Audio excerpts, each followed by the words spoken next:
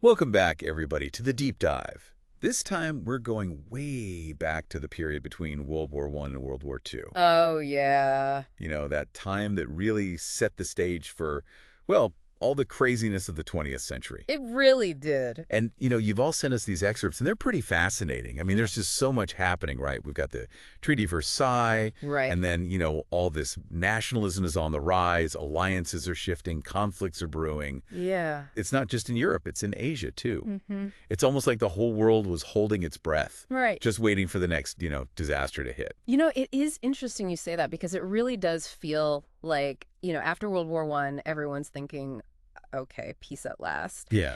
But it's like they just set the stage for another war, Yeah. a devastating one at that. It's like they were trying to build a house Mm-hmm. on a foundation that's already got, like, cracks all over it, Yeah. The sources really highlight how much the world changed after World War I. I mean, think about it.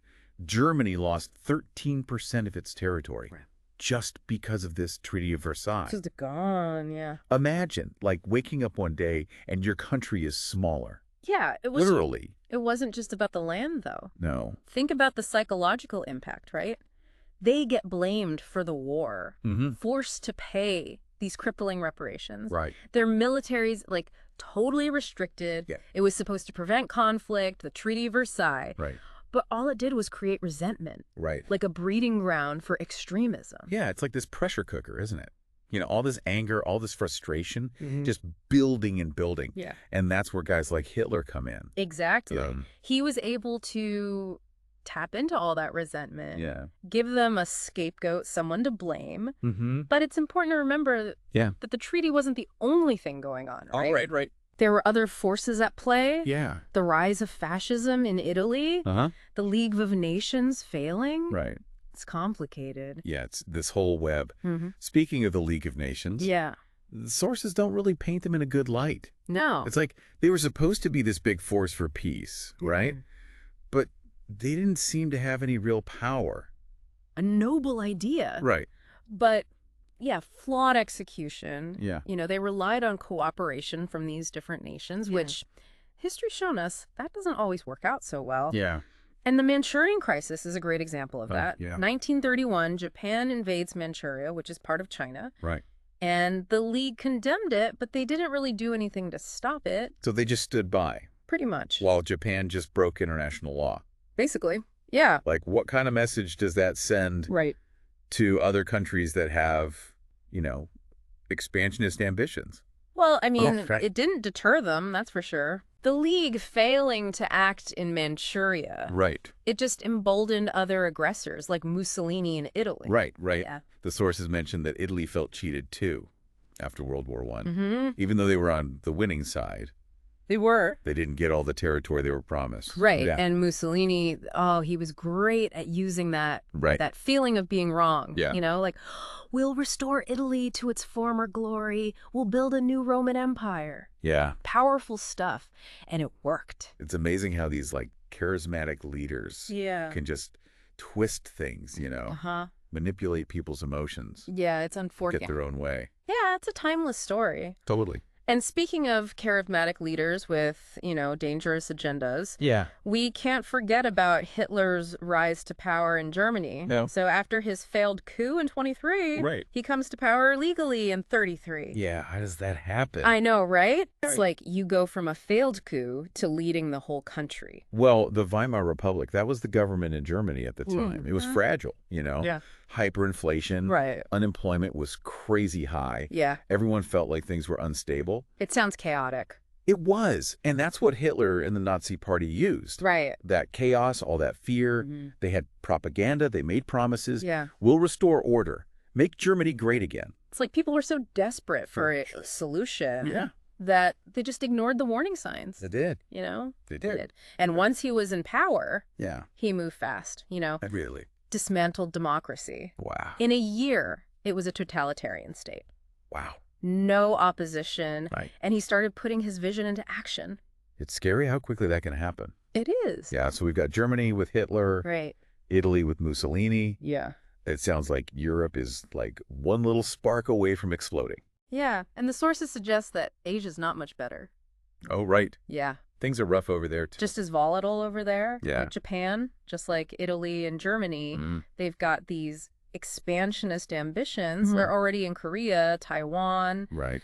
and Manchuria. To them, it's a key asset strategically. It makes sense. Yeah, lots of resources there. So basically, the League of Nations not stopping them in Manchuria, Yeah, it just gave them the green light to keep pushing. yeah. Unfortunately, that's what happened. Yeah.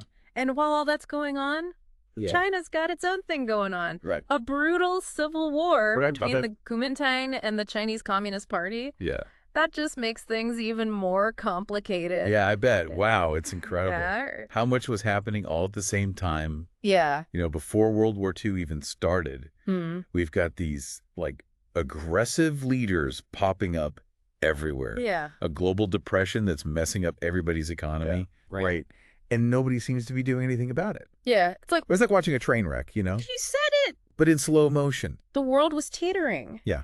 And the worst part is the institutions that were supposed to, prevent another war, Right, right. they actually kind of helped cause it. Yeah, the League of Nations. Yeah. They really messed up. It's easy to judge now looking back, Yeah. but they were up against like a huge challenge. They Yeah. didn't have the authority to enforce anything. They had to rely on cooperation. Yeah. And when you've got something like Italy invading Ethiopia in 1935, Right. they just weren't equipped to handle it. Yeah. The sources mentioned that. They Yeah. condemned it. They imposed sanctions. Yeah, but it was all too little, too late. Right. And there were all these loopholes. Really? Some countries just kept trading with Italy anyway. Oh, wow. So it just made the whole thing pointless. So basically, Ethiopia was on its own.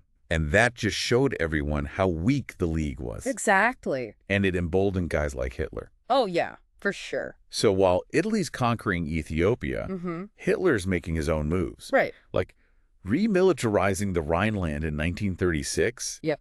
That was breaking the Treaty of Versailles, right? Oh, absolutely. Big time. The Rhineland was supposed to be demilitarized, Right, like a buffer zone Exactly. between France and Belgium. Yep. So Hitler sending troops there, that was risky Oh, yeah, it was a gamble, but it paid off. because France and Britain didn't do anything.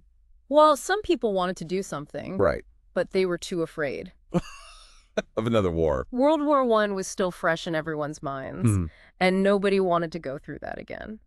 Makes sense. So they thought, okay, let's appease him. Appeasement. Yeah, like, we'll give him what he wants, and maybe he'll calm down. But that didn't work, did it? Nope. So Hitler got away with breaking the treaty, Yeah. and that just encouraged him to keep pushing. Yeah. The sources talk about this pattern Yeah. of him being aggressive and then everyone appeasing him. Mm-hmm. It's like he was testing them He was testing the waters, Yeah. seeing how far he could go. before anyone actually stopped him. Exactly. So then he annexes Austria in 1938. Yep. And he says it's just, uniting the German people. Right. But then he goes after Czechoslovakia Yeah. and wants the Sudetenland. Which had a lot of Germans living there. So did the world just let him take it? Well, they signed the Munich Agreement The Munich Agreement. in September 1938. Right. Germany, Italy, France, Britain, they all signed it. And they just gave him the Sudetenland. Yeah, they thought it would keep the peace. But it didn't. Nope. Because Hitler just took the rest of Czechoslovakia anyway. A few months later, yeah.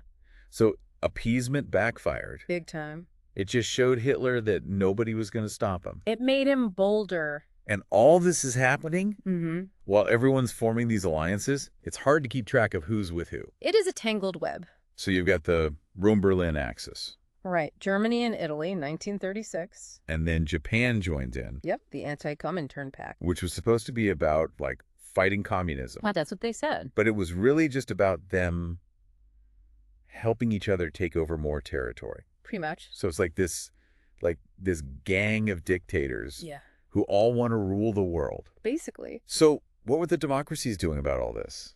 Well, there was some talk of diplomacy, Right. maybe forming a big alliance against them. Okay. But nobody could really agree. On what to do. Yeah, the U.S. was still isolationist. Right. They didn't want to get involved France and Britain were hesitant. because of World War I Yeah, they didn't want another war. and the Soviet Union They were getting nervous.